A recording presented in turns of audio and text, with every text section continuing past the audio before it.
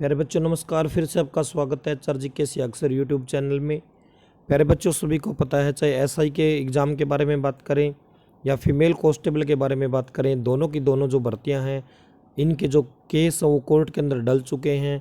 हालांकि अभी तक जो इनका जो फैसला वो पेंडिंग है और इनका जो भाई फिजिकल है वो भी चली हुई है। और सभी को पता है, देखो भाई उस दिन 2-3 सेंटर ऐसे हैं जहाँ पर जो एसआई का एग्ज़ाम था 2 से 3 पेपर बांटे गए, वो गलती के अंदर बांटे गए, किस तरह से बांटे गए। उसके बाद बहुत जगह पे आवाज़ उठाई गई दोबारा से पेपर होना चाहिए या पेपर नहीं होना चाहिए।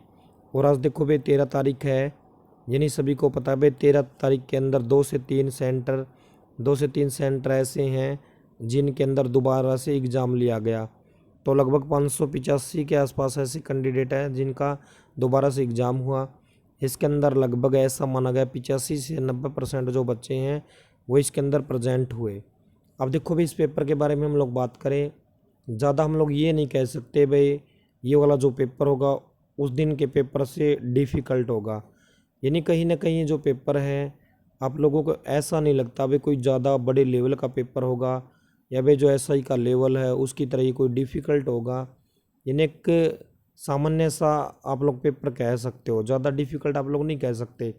अब जैसे हिंदी के बारे में बात करें, आसान सी हिंदी कह सकते हैं, नीलकंठ में समास, मुहावरे का अर्थ बताइए, या निम्न में से कपड़े का पर्यायवाची शब्द कौन सा है, बादल का पर्यायवाची नहीं है।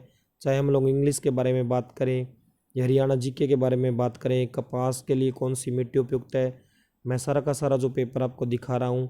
वीर एवं शहीदी दिवस की तिथि के बारे में बात करें, मूंगा रेशम के बारे में बात करें, चाहे हम लोग ताप के मात्रक के बारे में बात करें, बिल्ली का वैज्ञानिक नाम के बारे में हम लोग बात करें, या आपकी जो रीजनिंग है इसको आप लोग देख रहे हैं, हरियाणा पुलिस से संबंधित जो 1-2 क्वेश्चन पूछे गए हैं।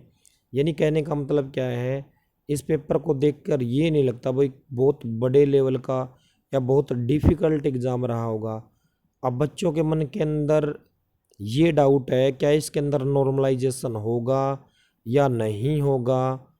अब कितने नंबर क्या यहाँ से आसान है, कितना जो पेपर वो डिफ़िकल्ट है, ये सारी की सारी जो चीज़ें अभी गर्भ के अंदर हैं, आने वाला जो समय होगा वो बताएगा। भाई ये जो 585 कैंडिडेट है इनको ज़्यादा बेनिफिट होगा या इससे पहले वाले जो बच्चों ने पेपर दिया है लगभग 1 लाख के आसपास कैंडिडेट है उनको ज़्यादा फ़ायदा होगा।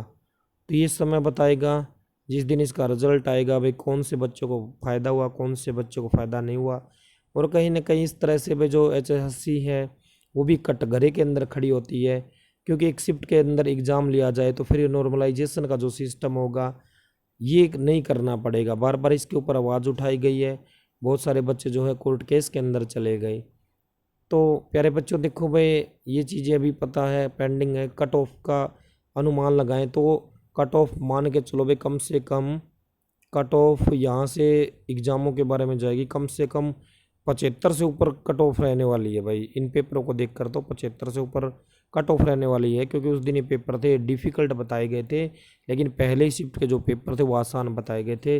लेकिन अब देखो भाई ये एग्ज़ाम बराबर बराबर हैं, कैसे हैं, ये चीज़ें अभी पेंडिंग है। तो आने वाला समय होगा तब जाके पता चलेगा कैसी स्थिति है, कैसा इनका रिजल्ट आएगा।